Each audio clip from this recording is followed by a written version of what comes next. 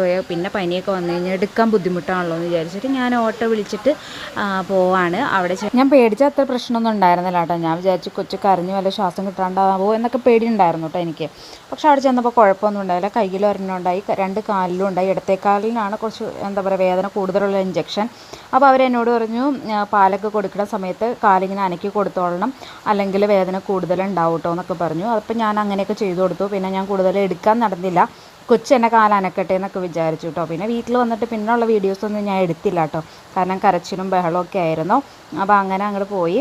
പിന്നെ എന്താ പറയുക, ഞാൻ കൂടുതൽ എടുക്കാത്തതുകൊണ്ട് തന്നെ കാല് സ്വയം അനക്കിയിട്ട് അത് എന്താ പറയുക വേദന ഉണ്ടായിരുന്നു. ഭയങ്കര കരച്ചിലൊക്കെ ആയിരുന്നു കേട്ടോ, എന്നാലും കുഴപ്പമില്ലായിരുന്നു. 3 ഇഞ്ചക്ഷനും ഉണ്ടായിരുന്നു, പോളിയോ ഉണ്ടായിരുന്നു, പിന്നെ അതുപോലെ എന്തോ വൈറ്റമിൻസ് ആണെന്നോ എന്തോ സംഭവം കൂടെ കൊടുക്കുന്നുണ്ടായിരുന്നു. പിന്നെ ഇന്നത്തേക്കെല്ലാം റെഡിയാക്കി വെച്ചേക്കണോണ്ട് തന്നെ വീട്ടിൽ വന്നിട്ട് വേറെ പണികളൊന്നും ഉണ്ടായിരുന്നില്ല കേട്ടോ. പിന്നെ രാത്രി ആയപ്പോഴേക്കും ഇക്ക വന്നു, അത് കാരണം വലിയ കുഴപ്പമൊന്നും ഉണ്ടായിരുന്നില്ല.